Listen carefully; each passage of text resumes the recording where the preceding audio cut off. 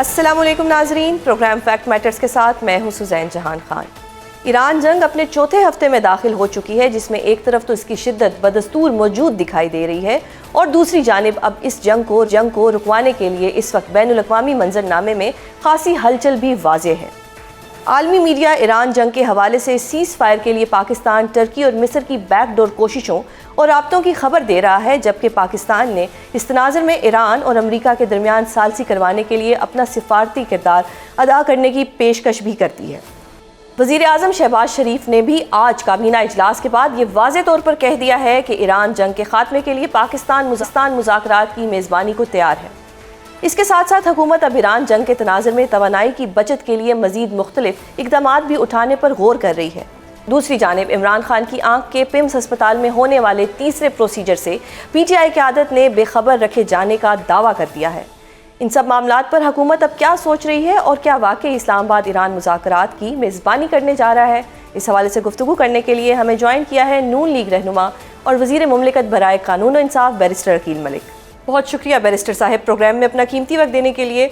सबसे पहले तो आपको मुबारक देना चाहूँगी, बल्कि पूरे पाकिस्तान के लिए एक बड़ी अचीवमेंट है कि ट्रंप साहब ने PM शहबाज शरीफ साहब का जो ट्वीट था उसको रीपोस्ट किया है, रीट्वीट किया है। ये कामयाबी है पाकिस्तान के लिए और इसका क्रेडिट आपके साथ साथ हमारी अफवाज पाकिस्तान को भी जाता है, जिन्होंने पाकिस्तान का इतना लोहा मनवाया है कि ट्रंप जैसी सुपर पावर भी आज हमारी पोस्ट को रीट्वीट कर रही है। क्या कहेंगे आप इस पर?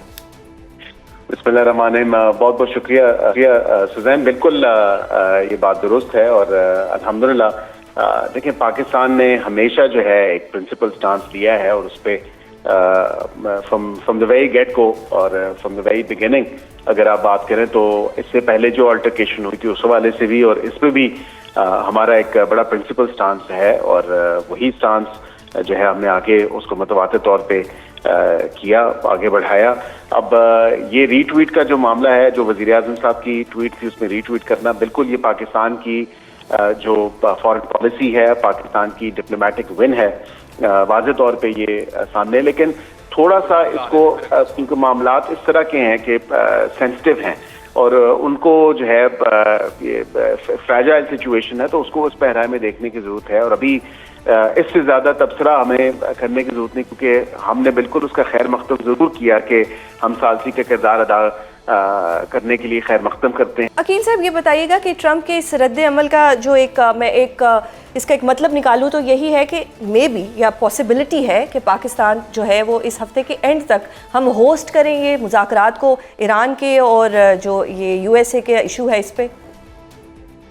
मैं इसको 100% श्योरिटी के साथ तो नहीं कह सकता और उसकी वजह यह है क्योंकि अभी चीज़ें स्टिल जो है डेवलपमेंट्स हो रही हैं और एक ऑनगोइंग प्रोसेस है और इसमें वाज़े तौर पे जो वज़ीर आज़म साहब की ट्वीट है वो खुद इन इटसेल्फ एक्सप्लेन करती है कि अगर दोनों फरीक रजामंद हों और दोनों फरीक चाहें तो हम इसका खैर मकदम करेंगे और हम बिल्कुल इसको वेलकम करेंगे और हम इसकी कोशिश करेंगे कि हम उनकी जो सालसी प्रोसेस है उसमें उसका वो किरदार अदा करें।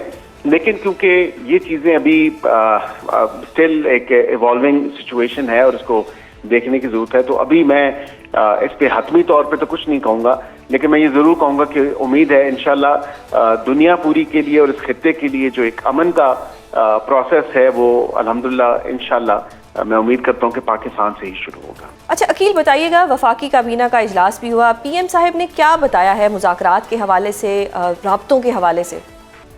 देखिए इसमें देखने की जरूरत ये है कि हमारा डे 1 से जो स्टांस है, जो हमारा मौक़िफ़ है पहले दिन से, वो एक बड़ा प्रिंसिपल स्टांस है और उस पर हमने डी-एस्केलेट और डायलॉग की बात की है और मेरे ख्याल से शायद नाज़िर ही कोई ऐसा मुल्क हो, शायद ही कोई ऐसा मुल्क हो जिसकी ताल्लुकात इन हालात में दोनों ममालिक के साथ इतने अच्छे बामी on the basis of mutual respect और एक एतमाद के ताल्लुकात दोनों ममालिक के साथ, वो आपको मेरे ख्याल से पाकिस्तान के अलावा तो कोई ऐसा मुल्क नहीं जिसकी ऐसी एक सिचुएशन हो। अब यहाँ पे तमाम तर मामला ये है कि एक कांस्टेंट एंगेजमेंट जरूर की है। प्रेसिडेंट पेज़ेश्कियान के साथ भी जो है बातचीत जो वज़ीर आज़म साहब की हुई और उसके अलावा जो अब्बास अरागची जो उनके वज़ीर ख़ारजा हैं उनकी भी deputy prime minister foreign minister सागदार साहब के साथ जो बातचीत हुई, तो एक एंगेजमेंट तो है और एंगेजमेंट रही है और मेरे ख्याल से क्योंकि सबसे बड़ी बात यह है कि हम इस पे जो एक 900 किलोमीटर का बॉर्डर हम शेयर करते हैं ईरान के साथ, हमारा हमसाया मुल्क है, तो उसके लिए जाहिर बात है कि इस खित्ते में एक देरपा अमन कायम करने के लिए और एक कंस्ट्रक्टिव डायलॉग के लिए, मीनिंगफुल डायलॉग के लिए मैं समझता हूँ कि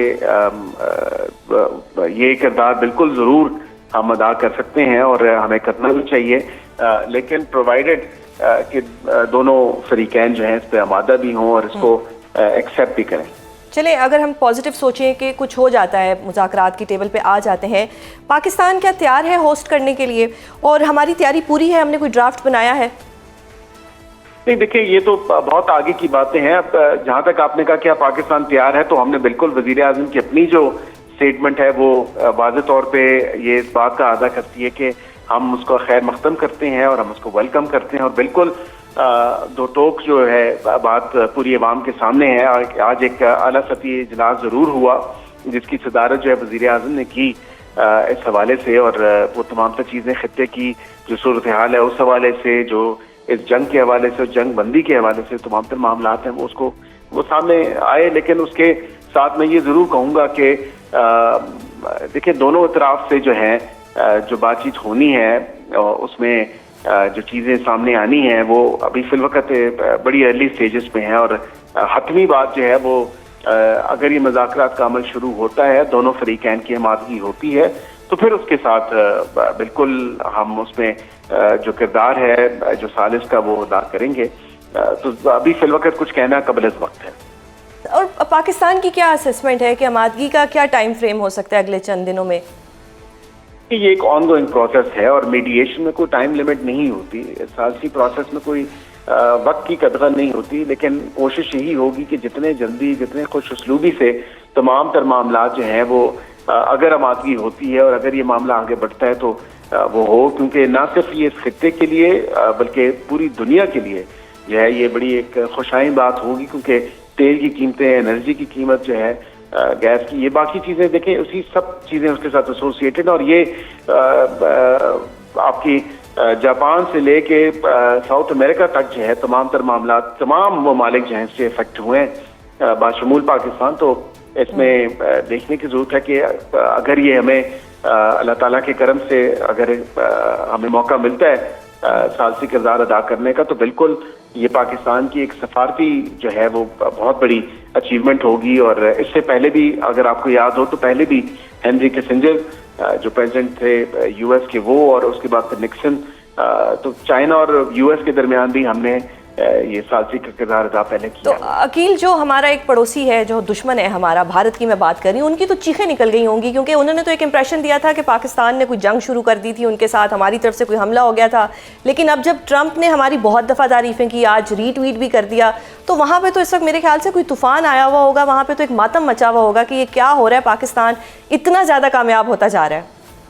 जी बिल्कुल, आपने दुरुस्त कहा, और वहाँ पे वाक़तन एक सफ़े मातम है और वो अपना सर खुजा रहे हैं कि पाकिस्तान जो है वो अल्हम्दुलिल्लाह फतह की जो है कामयाबियाँ जो है उससे हमकिनार हो रहा है। और ज़ाहिरी बात है पाकिस्तान की जो है एक बड़ी प्रिंसिपल पोजीशन रही है, और जो सफारतकारी के हवाले से भी जो अल्हम्दुलिल्लाह ग्राउंड हमने गेन किया है वो वाज़ेह तौर पे आपके सामने है। अब मोदी जो है वो अगर मुल्क फिर के खाली जो है वो एम्प्टी जो क्लेम्स अगर करेगा, खाली दावे ही करेगा इस हवाले से कि my dear friend, my dear brother, तो वो उससे कुछ हासिल उसूल तो नहीं हुआ।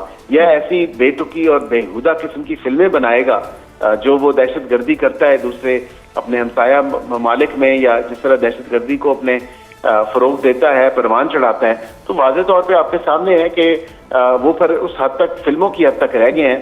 असल सिफारतकारी जो है वो उसमें बहुत पीछे रह गए हैं, और वाक़तन अल्लाह ताला ने ये एजाज़ जो है अल्हम्दुलिल्लाह, और ये पाकिस्तान को जो के नाम जो अल्हम्दुलिल्लाह फतह की है मार्का हक के बाद, उसके बाद मुतवातिर तौर पे दुनिया के जितने भी ममालिक हैं वो अल्हम्दुलिल्लाह पाकिस्तान के साथ इंगेज्ड हैं, इन टच हैं। तो ये भारत को बड़ी सुटकी का सामना है।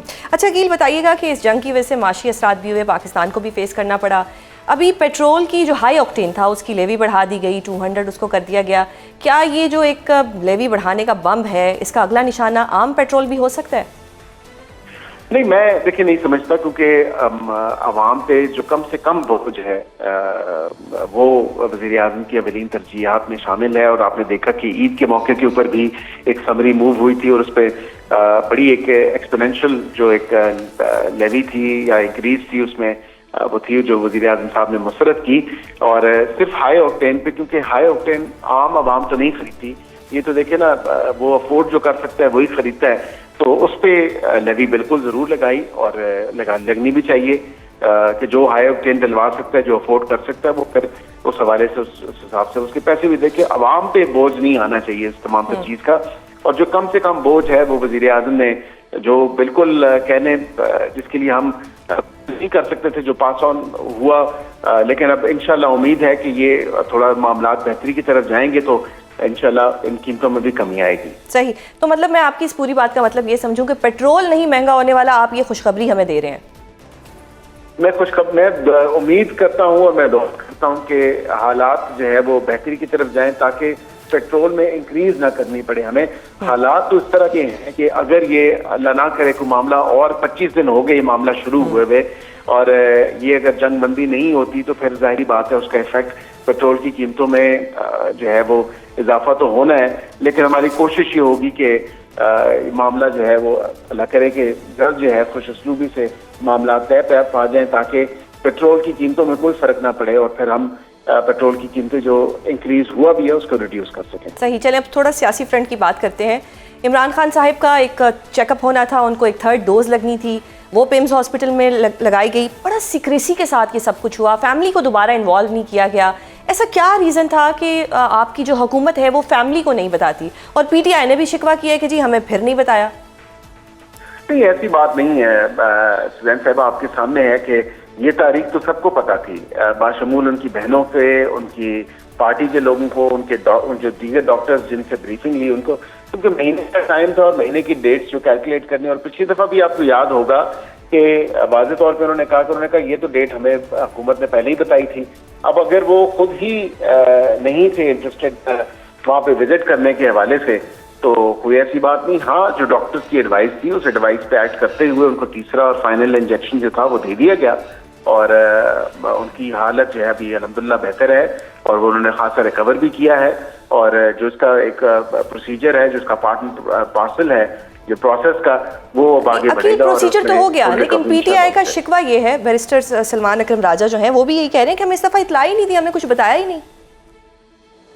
देखिए, अब PTI को इतला तो थी, ये तो नहीं हो सकता, इतला तो ये सबको ही थी, क्योंकि पिछली दफा भी तमाम तर तज्जिया निकाल भी जो थे PTI के लोग भी थे, उन्होंने कहा कि महीने बाद इंजेक्शन लगना है और डॉक्टर्स को भी यही ब्रीफिंग दी थी। उनकी जो अपने जाती नॉलेज थे जिनको ब्रीफिंग दी गई आफ्टर द सेकंड प्रोसीजर, उनको बताया कि ये महीने बाद इंजेक्शन लगना है और 2 इंजेक्शन लगने थे इनिशियल प्रोसीजर के बाद, एक महीने बाद लगा और उसके महीने बाद जो है वो दूसरा लगा जो कि लग चुका। तो अब इसमें मेरा नहीं ख्याल कि कोई ऐसी बात है जिसको जो है वो कंटेस्ट किया जाए। अच्छा, अकील साहब बताइएगा कि CM KP जो है वो एक रिहाई तहरीक चलाने जा रहे हैं। How do you see this, के is it concerning for government? देखिए, नॉट एट ऑल। मैं इसमें वाज़े तौर पे अगर आपको बताऊं तो ये तहरीक ऐसी ही है जिस तरह की इन्होंने घरों में वॉलंटरी एहतजाज किया, तो अब ऐसी बात नहीं है। ऑन ग्राउंड जो सिचुएशन है वो यकसर तब्दील हो चुकी है। जो स्ट्रीट पावर थी, जो ग्राउंड पावर थी, वो सपोर्ट PTI के साथ नहीं है, ये जितना भी क्लेम करें। लेकिन आपने खुद देखा कि 8 फरवरी को कौन निकला, आपने देखा कि शाहजर नाजरी कोई एहतजाज KP में भी हुआ हो जहाँ इनकी अपनी हुकूमत है। तो ये अब सिर्फ दावों की हद तक मामलात हैं और नारों की हद तक मामलात हैं, हकीकी तौर पे ऑन ग्राउंड जो है वो सिचुएशन नहीं है। तो बिल्कुल तहरीक चला लें, रिलीज इमरान खान फोर्स है या कुछ भी उसका नाम। अकील, आपने कहा कि तहरीक चला लें, इसका मतलब यह है कि अब हुकूमत PTI के ऊपर केसेस नहीं करेगी, दफा 144 नहीं लगेगी, गिरफ्तारियां नहीं होंगी, पकड़ दकड़ नहीं होगी। इसका मतलब मैं यही समझू ना कि अब हुकूमत की तरफ से उनको एक पॉलिटिकल स्पेस दी जाएगी? नहीं, देखिए, बात यह है कि दफा 144 की अगर बात की जाए तो वो तो लॉ एंड ऑर्डर की सिचुएशन को देखते हुए लगाया जाता है। और अगर लॉ एंड ऑर्डर की सिचुएशन अगर कोई कानून अपने हाथों में लेगा तो वो बिल्कुल दफा नाफिज़ अमल होगी और उसमें बिल्कुल उसके जो साथ जो एसोसिएटेड प्रोसीडिंग्स हैं वो आगे उनके साथ बढ़ा जाएगा। लेकिन इनके ऊपर कोई देखे ना, किसी की फरमाइश पे, किसी की ख्वाहिश पे तो कोई केस नहीं बनता। कानून हाथ में लेते हैं, कानून तोड़ते हैं, तो फिर ये कहें कि ये शिकवा भी करें कि हमारे पे केस क्यों होता है, तो फिर ये तो नहीं होना चाहिए। बहुत शुक्रिया बैरिस्टर अकील मलिक प्रोग्राम में अपना कीमती वक्त देने के लिए। नाज़रीन, बैरिस्टर अकील मलिक हुकूमती मौक़िफ़ दे रहे थे। मौजूदा सियासी सूरत हाल पर PTI का मौक़िफ़ लेंगे, जिसके लिए हमें ज्वाइन किया है सीनियर रहनुमा PTI और MNA अली मोहम्मद खान साहब ने। बहुत शुक्रिया सर प्रोग्राम में अपना कीमती वक्त देने के लिए। सर, जिस सीक्रेसी के साथ इमरान खान साहब को पिम्स हॉस्पिटल लाया गया और फिर उनका प्रोसीजर करवाया गया, इस पर PTI ने शिकवा तो कर दिया। सलमान अकरम राजा साहब ने भी कहा कि उनको किसी ने नहीं बताया या पार्टी को किसी ने नहीं बताया। PTI के लिए कितनी परेशानी है कि मेडिकल बोर्ड तो बन गया आप लोगों के कहने पर, लेकिन ना खान साहब को उनकी मर्जी के डॉक्टर्स दिए, ना शिफा हॉस्पिटल में शिफ्ट किया, बल्कि जो थर्ड प्रोसीजर कराया गया उसमें फैमिली को भी नहीं इन्वॉल्व किया गया। तो PTI अब क्या करने जा रही है इस हवाले से? बिस्मिल्लाहिर्रहमानिर्रहीम, अल्लाहुम्मा सल्लि अला मुहम्मदिन व अला आलि मुहम्मद। कल ये इंफॉर्मेशन हमारे सबके पास आई, आपके पास भी आई होगी कि इमरान खान साहब को पिम्स ट्रीटमेंट के लिए लाया गया। मेरी दुआ है कि इमरान खान साहब की सेहत बहाल हो। ये काबिल अफसोस अमर है कि पार्टी को या उनके जो ख़ानदान के लोग हैं उनको इतला नहीं दी गई। अगर किसी को इतला है, मुझे इल्म नहीं है, लेकिन मेरी मालूमात के मुताबिक तो शायद इतला नहीं है। तो ये बड़ा ही नामुनासिब है, क्योंकि जो कोर्ट में जो प्रोसीडिंग थी उसको आप लोगों ने भी देखा था, कवर किया था, बल्कि आप तो वहाँ बतौर लॉयर मौजूद थी। वहाँ तो जज साहब ने बड़ा क्लियर उनकी डायरेक्शन थी कि मेडिकल बोर्ड बने, और एक वक्त पे तो वो तकरीबन इसका भी फैसला करने लगे थे कि उनके ज़ाती मुआलजीन भी हों। थोड़ा सा हमारी तरफ से मिसमैनेज हुआ उस दिन, वकला की तरफ से नहीं, लेकिन ज़्यादा तफसील में मैं नहीं जाता। मैं समझता हूँ कि केस के दौरान, प्रोसीडिंग के दौरान जो लोग वकला ना हो उनको बात नहीं करनी चाहिए जज से। जो वकील हैं वही समझते हैं। असल में तो हमें तो बतौर वकील यही बताया गया कि असल में ये अहम नहीं होता कि आपने क्या पूछना है, अहम यह है कि आपने क्या नहीं पूछना, क्या बात नहीं करनी। तो उस वजह से एक रास्ता शायद बन रहा था, बदकिस्मती से ना बना। कुछ अगर हम अच्छा खेल लेते या अच्छा हम तरीके से हम करते इस रमज़ान से पहले से, मे भी खान साहब को रास्ता मिल जाता अस्पताल में ट्रीटमेंट का, और हमें उनसे मुलाकात का मौका मिल जाता। वो सब कुछ नहीं हुआ, अब उस पर बहस फजूल है, कोई फ़ायदा नहीं। अब हमें आगे सोचना है। मैं समझता हूँ कि फौरी तौर पे हुकूमत पाकिस्तान को, तहरीक इंसाफ के चेयरमैन को या हमारे जनरल सेक्रेटरी को, जमात के किसी अहम शख्स को और फैमिली के मेंबर को एटलीस्ट जेल के अंदर तो रसाई दें, ताकि इमरान खान साहब अपने मुंह से उनको बताएं कि उनकी सिचुएशन क्या है। तो ये तो कोई तरीका नहीं है। देखें, ये कोई तरीका नहीं है कि आपने एक इतने बड़े आदमी को, जो साबिक वज़ीर आज़म है, मुल्क का हीरो है, उसको आपने इनकम्युनिकेटर कर दिया। ये बहुत ही गलत बात है, और ये तो फस्तायत में, बदतरीन डिक्टेटरशिप में भी ऐसा नहीं होता, नहीं हुआ, ज़िया साहब के दौर में भी नहीं हुआ, मुशर्रफ साहब के दौर में भी नहीं हुआ। तो ये बिल्कुल गलत है, और मैं समझता हूँ कि ये लोग तो चले जाते हैं, जो सरकारी लोग हैं वो जवाबदेह नहीं होते। ये जो सियासी लोग हैं, जो मियां नवाज शरीफ और आसिफ ज़रदारी हैं, ये कल को कैसे इन सवालों का जवाब देंगे जो आज उठ रहे हैं। To cut the long story short, Imran Khan साहब तक हमें रसाई दें और इस मामले को आप डेसिफर करें, उसको ईजी करें, पॉलिटिकल टेम्परेचर को नीचे लेके आएँ। सही अली साहब, रसाई की आपने बात की। रसाई के लिए एक स्ट्रेटजी होना ज़रूरी है, जो कि PTI में नहीं नज़र आती। PTI में नए लोग आए हुए हैं। PTI में आपने खुद कहा कि कुछ PTI की अपनी नादानियाँ भी हैं। मैं अलीमा बीबी का नाम ही लूँगी, वही कोर्ट में बोल पड़ी थी, जिसकी वजह से जो एक सिचुएशन नज़र आ रही थी कि शायद हॉस्पिटल भी शिफ्ट कर दिया जाए। डॉक्टर का नाम भी उन्होंने दे दिया। जो डॉक्टर आप नहीं कहना चाह रहे थे, हम नहीं चाह रहे थे, वो डॉक्टर का नाम भी आ गया। तो क्या क़यादत ने इससे कुछ सीखा है, या क़यादत अभी भी लड़ती रहेगी? क्या वकला अभी भी लड़ते रहेंगे कि जिसका केस होगा वो आर्ग्यू नहीं करेगा, दूसरा पीछे से आके आर्ग्यू कर रहा होगा? तो जब तक क़यादत खुद से कुछ नहीं सीखेगी, तो इमरान खान साहब के लिए किस तरह से आसानियाँ पैदा होंगी? ना उस पर क्या मैं बात करूँ, सिस्टर्स पे तो मैं पब्लिकली कभी कमेंट भी नहीं करता, क्योंकि वो पॉलिटिकली ट्रेंड नहीं है और वो सिर्फ अपने भाई की रिहाई चाहती हैं। लेकिन जब आप अपने सीनियर लॉयर्स आपके हों, उन पर ट्रस्ट करना चाहिए। मैं आगे की अब बात, आपने क़यादत की बात की। क़यादत अगर होती तो ये दिन देखना पड़ता। क़यादत तो जेल में पड़ी हुई है, सीनियर तरीन क़यादत अडियाला में है, और सेकंड लाइन जो है वो कोट लखपत में। मैं ये समझता हूँ कि एक जो हमारी जो बाहर मौजूद ऑफिस बीरर्स हैं, मैं ये लफ्ज़ यूज़ करूँगा, मेरी किसी से अनबन नहीं है, मैं सबकी रिस्पेक्ट करता हूँ, लेकिन क़यादत पर क़यादत बन के दिखाए। अगर हम लोग पुराने लोग आराम से बैठ के आपको सपोर्ट करें, इसका मतलब ये नहीं है पार्टी हमने आपको मुस्तार दे दी। पार्टी की जिम्मेदारी ये है कि अगर इमरान खान तक रसाई नामुमकिन बना दी गई है तो आपने कितनी कोशिश की है शाह महमूद साहब तक, एजाज चौधरी साहब तक, उन तक पहुंचने की। मेरे पहुंचने से तो मसला हल नहीं होता। मैं तो कोई ना चेयरमैन हूँ, ना जनरल सेक्रेटरी हूँ, ना अपोजिशन लीडर हूँ। तो हमारी पार्टी की क़यादत को कम से कम शाह महमूद साहब तक तो रसाई दें, उन तक तो आप पहुंचें। और ये हमें कोई ना बताए शाह महमूद साहब अगर एक दिन भी जेल ना काटते, मुझे उन पर एतमाद है। लेकिन जितनी अब उन्होंने जेल काट लिया उसके बाद तो कोई क्वेश्चन मार्क ही नहीं उठना चाहिए। तो कम से कम आप शाह महमूद साहब तक हमारी जमात की क़यादत को जाना चाहिए। मैं पार्टी फोरम्स पे भी इसको उठाऊंगा कि आप शाह महमूद साहब तक पहुंचे। शाह महमूद साहब पॉलिटिकल आदमी है, अगर वो बाहर आ जाते हैं मामला को बेहतर कर लेंगे। होपफुली इमरान खान साहब अब जल्द से जल्द बाहर आएँ, क्योंकि जो सूरत हाल है अमन ओमान की, जो ईरान वाला मामला है, जो अफगानिस्तान वाला मामला है, उनको एक अच्छी एक कौमी गांगियत की ज़रूरत है। 9 मई के इस दलदल से आगे निकलने की ज़रूरत है। हमारी अफवाज को भी ज़रूरत है कि कौम उनके पीछे 101% पीछे खड़ी हो। उसके लिए ज़रूरी है कि मुल्क में एक पॉलिटिकल जो पोलराइजेशन है वो ख़त्म हो जाए। खान साहब को बिल्कुल बच्चों से भी बात नहीं करवाई जा रही थी, फिर बच्चों से ईद पे बात भी होगी। ईद पे बात होने के बाद एक सख्त ट्वीट आ गया बच्चों की तरफ से, जिसपे अदलिया पे तनकीद हो गई। 1 अप्रैल को आपका केस भी लगा हुआ है, अदलिया पे तनकीद भी कर दी। डोंट यू थिंक कि ये चीज़ें नेगेटिव जाएंगी खान साहब के लिए, क्योंकि अब 1 को केस है और उसी अदलिया पे तनकीद की हुई है आप लोगों ने? नहीं, मैं इसको पॉजिटिव देखता हूँ। आप मुस्कुराएंगी कि मैं इसको पॉजिटिव कैसे देखता हूँ। देखें, पॉजिटिव में इस बात को देखता हूँ कि सुप्रीम कोर्ट में मोहतरम चीफ जस्टिस साहब ने इत्तेफाक से, आप भी उसी दिन सुप्रीम कोर्ट में थी, तो चीफ जस्टिस साहब ने बरमला कहा था, डायरेक्शन दी थी यहया अफरीदी साहब ने कि इमरान खान साहब से उनके बच्चों की बात कराई जाए, और वो कराई गई। ये ईद वाले से पहले मैं बात कर रहा हूँ। और उसके बाद ये जो पिछला केस चला है, तो अरबाब साहब की कोर्ट में जो केस चल रहा था, डबल बेंच था, डिवीजन बेंच था, तो उसमें उसमें भी ये डायरेक्शन थी कि इमरान खान साहब की बात जरूर कराई जाए फैमिली मेंबर से, क्योंकि वो एक पॉजिटिव उसमें था। उसमें तो ज्यादा हेल्थ रिलेटेड था, लेकिन उससे यही बात थी कि इमरान खान साहब को कम से कम ह्यूमैनिटेरियन ग्राउंड पे जो एक कैदी को सहूलतें हैं वो मिलें। तो मैं तो इमरान खान साहब की बच्चों से बात को पॉजिटिव लेता हूँ। बच्चों ने जो बात की है उसमें किसी को ज्यादा अलार्म बेल्स रिंग इसलिए नहीं होनी चाहिए कि कासिम खान या सुलेमान जो हैं पॉलिटिकल लोग नहीं हैं, और पॉलिटिक्स उनका हक है अगर वो मुल्क में आके करते हैं, लेकिन वो बाहर हैं, उनकी वो पॉलिटिकल फिलहाल एस्पिरेशंस नहीं है, ना उनकी कोई ट्रेनिंग है। उनकी बात जमात की बात नहीं है, उनकी बात एक फैमिली मेंबर, एक बच्चे की बात है, एक ऐसे बेटे की जो पिछले 2022 से लगा लें तो 4 साल हो गए। 4 साल से कासिम खान इमरान खान साहब से मिल नहीं पाया वो लड़का अपने बाप से।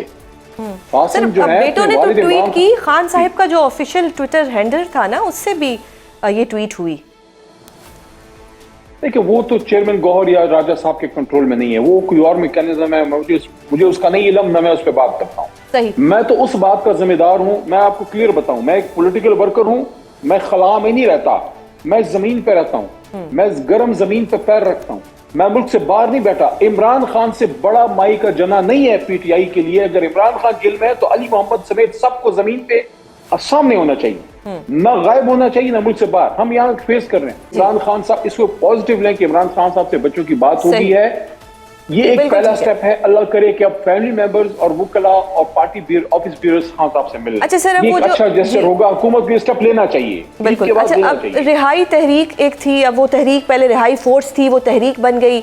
अब कितने अरसे में ये तहरीक चलेगी, इसकी क्या आपकी प्लानिंग क्या है, और क्या इस दफा ये सिर्फ केपी से ही लोगों को लाया जाएगा या पंजाब भी मुतहरिक होगा? डिटेल्स का मुझे नहीं पता, वो सुहेल अफरीदी को पता होगा, लेकिन वो एक स्टेप ले रहे हैं, मैं उसको अप्रिशिएट करना चाहिए। अगर कोई नई तंजीम बना रहे हैं नॉन वायलेंट, वेलकम फॉर अमन, एक पॉलिटिकल एक्टिविटीज़ के लिए, उसको मैं अप्रिशिएट करना चाहिए। इमरान खान की रिहाई के लिए वो एक कोशिश कर रहे हैं। हाँ, एक बात मेरी है जो इस पर मैं बड़ा क्लियर हूँ कि किसी एक सूबे से कोई भी चीज़ चली वो कामयाब नहीं होगी। कम से कम पंजाब और खैबर पख्तूनख्वा को मिलकर पंजाब निकलेगा तो तब्दीली आएगी। अगर पंजाब से, क्योंकि खैबर पख्तूनख्वा से तो पिछली बार भी लोग आए थे, असल में तो मैटर करता है कि रावलपिंडी डिवीजन, लाहौर और गुजरांवाला डिवीजन, मेन लैंड जो आपका पोटेहार बेल्ट है, यहाँ से जब निकलती है कोई तहरीक खड़ी होती है, उसके बाद आप उसका इम्पैक्ट पड़ता है उस पर इस्लामाबाद को। तो सिर्फ एक सूबे से नहीं होगा, लेकिन बहरहाल जो सुहेल अपनी कोशिश कर रहा है, हमें सुहेल खान को सपोर्ट करना चाहिए। बहुत शुक्रिया सर, प्रोग्राम में अपना कीमती वक्त देने के लिए। नाज़रीन, अली मोहम्मद खान साहब ने बड़े वाज़े तौर पर यह कह दिया है कि पंजाब निकलेगा तो तब्दीली आएगी, सिर्फ केपी पर रिलाय नहीं किया जा सकता। इस वक्त ईरान में जंग की क्या सूरत हाल है और सीज़ फायर के क्या इम्कानात हैं, इस पर बात करने के लिए तेहरान से हमें सीनियर सहाफ़ी जॉन हुसैन ज्वाइन कर रहे हैं। बहुत शुक्रिया जॉन, प्रोग्राम में अपना कीमती वक्त देने के लिए। जॉन, सबसे पहले तो ये बताइएगा कि हमने तो यही अखबार में या ओवरऑल देखा था कि ट्रंप साहब ने कहा था कि अगले 5 दिन तक एनर्जी प्लांट्स के ऊपर कोई हमला नहीं होगा, लेकिन अभी इतलात ये आ रही है कि ईरान में इजराइल ने जो एनर्जी प्लांट्स थे उनके ऊपर हमला किया है। आप बताइए क्या हो रहा है? जी, thank you Suzanne for having me. Energy plants पर डायरेक्टली हमला नहीं किया। जो गैस बिल्डिंग अथॉरिटी है और एक गैस स्टेशन है जिसके अंदर से पाइपलाइन भी कहा जाता है कि जाती है, उसके ऊपर हमला किया गया है और उसके रद्द अमल में ईरान ने जो है वो जवाबी कार्रवाई भी जो की। रात को आपको नजर आ गया होगा कुवैत के अंदर, यूएई के अंदर, सऊदी अरब के अंदर किस तरीके की कार्रवाई है और साथ ही साथ शदीद हमले इसराइल के अंदर। लोग अंडर एस्टिमेट करते हैं कि शायद इसराइल के ऊपर अटैक नहीं हो रहा, शदीद हमले इसराइल के तमाम south, central, north, east, west तमाम जगहों पे जो ऑक्यूपाइड टेरिटरीज हैं उनके ऊपर हमले किए गए हैं। तो ट्रंप साहब जो बात की उन्होंने 2 घंटे स्टॉक एक्सचेंज खुलने से 2 घंटे पहले जो उन्होंने स्टेटमेंट दिया, उसका मकसद सिर्फ और सिर्फ ये था कि ऑयल प्राइसेस जो है उनको कम किया जाए। लेकिन ये एक हद तक ही ये काम कर सकते हैं। ये अपनी ख्याली दुनिया में जितनी भी चीज़ें कर रहे हैं, इनके ख्याल में कल को जो है वो डील भी, मुझे लग रहा है कि ये ख्वाब में डील भी करके आ जाएंगे और ये कहेंगे कि मैंने डील कर ली, अब मैं ईरान से निकल रहा हूँ वापस। लेकिन ऑन ग्राउंड रियलिटीज ये है कि अभी भी मिसाइलें दागी जा रही हैं इसराइल के ऊपर इस वक्त जब मैं आपसे बात कर रहा हूँ। सो ये क्या रीज़न आपको लगता है कि ये ड्यूल फेस क्यों है? मतलब ट्रंप साहब तो बड़े ऑथेंटिक इंसान बनते हैं, अगर उन्होंने कहा था कि जी अब हम कोई हमला नहीं करेंगे या 5 दिन के लिए तो कुछ नहीं होगा खास तौर पे, तो फिर अचानक से क्या हो जाता है इनको? देखें, एक डिफेंस मैकेनिज्म है जिसको कहते हैं प्रोजेक्शन। डोनाल्ड ट्रंप की पर्सनालिटी अगर एनालाइज करें, अगर कोई साइकोलॉजिस्ट बैठ के एनालाइज करे तो उसको नजर आएगा कि बार बार जो डोनाल्ड ट्रंप कहता है कि मुझसे ईरान बात करना चाहता है, मुझसे ईरान बात करना चाहता है, मैंने डील बहुत अच्छी, मैंने बातचीत कर ली है, तो ये सारी वो ख्वाहिशें हैं जो वो इजहार करते हैं अपने स्टेटमेंट्स के थ्रू। उनको कभी कभार तो खुद भी नहीं पता होता कि वो क्या बात कर रहे हैं। तो एक साथ में बहुत सारे स्टेटमेंट्स, तो इसका मतलब है ईरान का ट्रस्ट इशू तो होगा अब। जी एब्सोल्युटली, ईरान का ट्रस्ट इशू तो जाहिर है। तीन दफा नेगोशिएशंस, एक दफा आपने जीसीपीओ एग्रीमेंट को जो है वो फेंक दिया, दूसरी 2 दफा आपने नेगोशिएट करके जंग कर ली और तीसरी दफा में तो आपने आयतुल्लाह खामनाई को शहीद किया है। बहुत बड़ी बात है। तो ईरान ने, जैसे कि अभी सिचुएशन नजर आ रही है, एक कतरा भी, 1 मिलीलीटर भी जो है वो बूंद अमेरिका को पास नहीं करवाने दिया, अमेरिका या उसके एलाइज को, और ईरान जो है ड्राइविंग सीट पर बैठा हुआ है सारी चीज़ों के अंदर। अच्छा, एक और चीज़ बताइएगा, सीज़ फायर की बात हो रही है, जंग रुकवाने की बात हो रही है, पाकिस्तान का भी नाम आ रहा है, इजिप्ट, टर्की का भी, कि जी सीज़ फायर के लिए सालसी का किरदार पाकिस्तान भी अदा कर सकता है। अब मुझे बताएं कि क्या ईरान ने किसी को नॉमिनेट किया है कि वो मुज़ाकरात करें, बैठे मुज़ाकरात की टेबल के ऊपर? जी सुजैन, ईरान ने इस वक्त शाहिद, गदर, इमाद, ये सारे ऑफिशियल्स हैं और कहा जा रहा है कि इन सारे ऑफिशियल्स को, खैबर शिकन को भी नॉमिनेट किया है और मुतअद्दिद जो है तफसीलात आ रही हैं कि अब शायद अनऑफिशियल सोर्सेज से कहा जा रहा है कि खुर्रम शहर 4 और सिजील भी इन मुज़ाकरात में शामिल होंगे। देखें, ये जो बातें ट्रंप कहता है कि बात हो रही है और जो खबरों से फैलाया जाता है, बिल्कुल पाकिस्तान कोशिश कर रहा है। सालिसी नहीं कहूँगा मैं, क्योंकि सालिसी में दोनों पार्टीज को अग्री होना पड़ता है। सहूलतकारी पाकिस्तान करने की कोशिश कर रहा है। डार साहब से भी बात हुई है, फॉरेन मिनिस्टर की, अजरबैजान से भी बात हुई है, तुर्की से भी बात हुई है, ओमान से भी बात हुई है, रशिया से भी बात हुई है, इजिप्ट से भी बात हुई है और बिल्कुल कोशिश कर रहे हैं ममालिक कि किसी तरीके से जो है वो ईरान को अमेरिका के साथ टेबल पे लाया जाए। लेकिन पहले, जब जंग से पहले ये मुल्कों ने कोशिश की तो अमेरिका ने नहीं सुनी बात। तो कोई गारंटी, जब तक अमेरिका खाली नहीं करता बेसिस को, कोई गारंटी ईरान को समझ में नहीं आ रही कि बात करके फिर दोबारा 2-3 महीने बाद ये हमला ना करना शुरू हो जाए। क्योंकि ये जो अभी नजर आ रहा है जंग के अंदर, अगर बैकडोर पे बात हो भी रही होती तो जंग के अंदर कोई शिद्दत में कमी नजर आ रही होती, अटैक्स दोनों पार्टीज रोकती थी। भले वो माचोइज्म जो है वो पॉलिटिकल लेवल पे दिखा रहे होते, लेकिन इनडायरेक्ट टॉक्स के अंदर भी नजर आता है कि दोनों पार्टीज कुछ प्रिंसिपल्स के ऊपर अग्री कर लेती हैं। उसके ऊपर भी सेटलमेंट ईरान ने नहीं किया और ईरान ने तो कहा है, जैसे कि जुल्फिकारी जो इनके स्पोक्स पर्सन है, उन्होंने जिस तरीके से कहा है कि ट्वीट्स पे जंग नहीं लड़ी जाती, ग्राउंड पे जंग लड़ी जाती है और ये आए तो बहुत, ये जब चाहें ये हमला नहीं करेंगे, जब चाहे हमला कर दिया, जब चाहे बंद कर दिया, ऐसे नहीं चलेगा। ईरान जो है वो कंटिन्यू रखेगा मारना, क्योंकि जाहिर है एक अब जो है वो बहुत हो गया ईरान के लिए कि उन्होंने सैंक्शंस भी बर्दाश्त की और जंगे भी बर्दाश्त की, तो अब ये बर्दाश्त बिल्कुल भी नहीं करेंगे। प्री कंडीशंस ईरान ने दे दी हैं, मुझे जो ऑफिशियल ने बताया, बोला प्री कंडीशंस दे दी हैं, अगर उन प्री कंडीशंस को माना जाता है उसके बाद कुछ हो सकता है। कंफ्यूजन पता कहाँ आ रहा है कि एक टाइम पे ट्रंप साहब फरमाते हैं कि जी अब हम 5 दिन के लिए रोक देंगे, जिससे यही इंप्रेशन मिलता है कि जी क्योंकि ईरान, डेफिनेटली ईरान इस वक्त एक पोजीशन में है, लेकिन ऑन द अदर हैंड फिर शायद कोई मूड स्विंग उनको ऐसा आता है कि वो इजराइल से कहते हैं चलो जी अब हमला कर दो। तो ये कन्फ्यूजन बहुत ज़्यादा आ रही है कि होना क्या है, ट्रंप साहब क्या चाहते हैं। यहाँ पे मैं एक और सवाल आपसे करना चाहूँगी कि इंटरनेशनल मीडिया ये क्लेम कर रहा है कि पाकिस्तान में शायद जो टॉक्स हैं वो हो सकती हैं। डू यू थिंक कि ऐसा पॉसिबल है कि पाकिस्तान होस्ट करेगा, मुज़ाकरात पे बिठा सकेगा पाकिस्तान जो है यूएसए को और ईरान को, ताकि वो बैठे, ताकि इशू सॉर्ट आउट हो ना, क्योंकि every time there is a new story. Pakistan ने बड़ा अच्छा किरदार जो है रखा है जंग के अंदर कि वो इन्वॉल्व नहीं हुआ अभी तक। ये बड़ी सऊदी अरब के साथ ये बड़ी अच्छी बात है। पाकिस्तान बड़े अच्छे तरीके से स्ट्रेटेजिकली इसको अपने मेंटेन कर रहा है डिप्लोमेसी को। बहरहाल मुझे नहीं लगता, कोशिश ज़रूर कर रहा है पाकिस्तान कि दोनों पार्टीज को बिठाया जाए, लेकिन मुझे नहीं लगता ये कोशिशें कामयाब होंगी सुजैन, क्योंकि ईरानी जो है इस वक्त बैठने के लिए बिल्कुल भी तैयार नहीं है। और जैसा कि मैंने पहले कहा, कोई गारंटी नहीं है कि आज बैठ जाए, जंग खत्म हो जाए और 3 महीने बाद दोबारा जंग ना कर लें इजराइल और अमेरिका।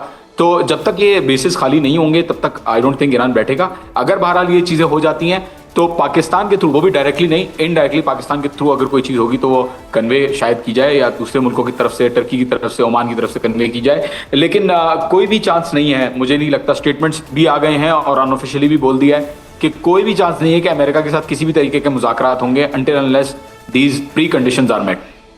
अच्छा, ये जो अब नए हरमुज़ को बंद रखा है, जो इसकी स्ट्रेटजी है, ये कहा जा रहा है कि बड़ी कामयाब रही है और ईरान जो है इस स्ट्रेटजी पे अभी तक कायम है। डू यू थिंक कि ये स्ट्रेटजी आगे भी ऐसे ही चलती रहेगी? देखिए, आपने हरमुज़ को ईरान ने बंद नहीं किया है, कंट्रोल किया हुआ है वेरी स्मार्टली। ईरान की तेल की एक्सपोर्ट्स हिस्ट्री में जितनी, जंग से पहले 1970s में जितना, उसके बाद भी जितना भी तेल बेचा, उससे ज़्यादा तेल अभी ईरान बेच रहा है डेली बेसिस पर। अगर कैलकुलेट करें तो उससे ज़्यादा तेल ईरान बेच रहा है इस वक्त। और स्ट्रेट ऑफ हरमुज़ पे जहाँ तक कंट्रोल रखने की बात करें तो ईरान के पास ना सिर्फ मिसाइल्स और ड्रोन्स हैं, बल्कि मिसाइल्स और ड्रोन्स को हम लोग हटा देते हैं चलें। ईरान के पास फास्ट अटैक बोट्स हैं और कामिकाजी बोट्स हैं, वो जो सेंड कर सकते हैं टैंकर्स के ऊपर हिट करने के लिए, और वो डिस्ट्रॉय कर देते हैं टैंकर्स को। और हर टैंकर के साथ 2-2 डिस्ट्रॉयर तो अमेरिका नहीं भेज सकता। उन्होंने पहले भी मना कर दिया कि हमारी नेवी सपोर्ट नहीं कर सकती टैंकर्स को, पहली बात। दूसरी बात ये कि अगर लेट्स सपोज शिप्स खत्म करते हैं, सारी नेवी खत्म करते हैं, तो ईरान के पास जो मिनी सबमरीन्स हैं, मिनी सबमरीन्स इतनी मैनूवरेबल हैं कि स्ट्रेट ऑफ हॉर्मोज के अंदर वो बहुत अच्छी तरीके से, क्योंकि उनका अकूस्टिक सिग्नल भी कम है, वो बनी ही स्ट्रेट ऑफ हॉर्मोज के शैलो वाटर्स के लिए हैं। तो अमेरिका की जो न्यूक्लियर सबमरीन जो बड़े साइज की होती हैं वो यहाँ पे मनूवर नहीं कर पाती, और अकूस्टिक सिग्नल भी उनका ज्यादा होता है तो वो डिटेक्ट हो जाती हैं। तो इसका एडवांटेज ईरान के पास है सबमरीन्स का। तीसरी चीज, चलें उसको भी हटा दें सबमरीन्स को, तो तीसरी चीज जो है वो माइंस बचती है। माइनिंग जो है वो ईरान कर सकता है, और माइनिंग करने के लिए कोई कश्ती बड़ी भी नहीं चाहिए। माइनिंग जो है वो छोटी कश्तियों के ऊपर भी हो सकती है, और एक माइन भी, अगर 1-2 माइनों का भी खर्चा हुआ किसी टैंकर को तो या वेसल को, तो वो आगे नहीं बढ़ेंगे क्योंकि उसकी कॉस्ट इतनी ज्यादा होती है। तो ईरान इनडेफिनेटली, देखें सुजैन, जब एक मुट्ठी बराबर हुदी अमेरिका को 2023 से लेकर 2025 तक रुला सकते हैं रेड सी के अंदर, बाबल मंदब के अंदर 176 वेसल्स को डिस्ट्रॉय कर सकते हैं, एलियात पोर्ट को बैंकरप्ट कर सकते हैं, तो आई थिंक, और अमेरिका ने फिर सीज फायर की, बोला भाई प्लीज आप हमें ना मारें, हम आपको नहीं मारेंगे। तो आई थिंक ईरान के पास ये कैपेसिटी है कि इनडेफिनेटली स्ट्रेट ऑफ हॉर्मोज को एटलीस्ट बंद करके रख सकता है। जॉन, आपके जज्बे से तो ऐसा लग रहा है कि ईरान फुली प्रिपेयर्ड है, चाहे अगले 10 साल जंग चले, ईरान जो है वो तैयार है 10 साल जंग चलाने के लिए। देखिए हम लोग को एज जर्नलिस्ट हम लोग को हकायक बताने चाहिए, और बिल्कुल हकायक बताने चाहिए, और लेकिन साथ साथ हम इंसान भी हैं। जज्बात अपनी जगह होते हैं, अलग रखते हैं जज्बात को। मैं जो बात करूंगा वो फैक्चुअली करूंगा, हकायक के ऊपर, दलील के ऊपर बेस करने की कोशिश करूंगा, लेकिन इससे आई थिंक जज्बात से आई थिंक ताल्लुक नहीं है हकायक का। एक इंसान जज्बाती होते हुए भी सही बात कर सकता है, एक इंसान हो सकता है सीधा मुंह रख के, फैक्चुअल फेस बना के, न्यूट्रल और बैलेंस बात करने के बावजूद, जैसे CNN और BBC करते हैं, वो आपको गलत खबर जो है वो अंडर द मैसेज, जो डायरेक्ट मैसेज होता है उसके बीच में फाइन लाइंस के अंदर आपको गलत खबर दे सकते हैं। मेरा जज्बात बिल्कुल अपनी जगह, definitely I think Iran is winning, and I am, जो जिस तरीके का जुल्म और जबर हो रहा है मैं तो बिल्कुल सपोर्ट करता हूं, लेकिन इसका मतलब ये नहीं है कि हकायक की रिपोर्टिंग के ऊपर कोई क्वेश्चन जो है वो उठेगा। बहुत शुक्रिया जॉन, बहुत शुक्रिया प्रोग्राम में अपना कीमती वक्त देने के लिए। नाजरीन, जॉन हमें ईरान की सूरत हाल से आगाह कर रहे थे। आज के प्रोग्राम में इतना ही, कल आपसे दोबारा मुलाकात होगी। अपना बहुत ख्याल रखिएगा। अल्लाह हाफ़िज़।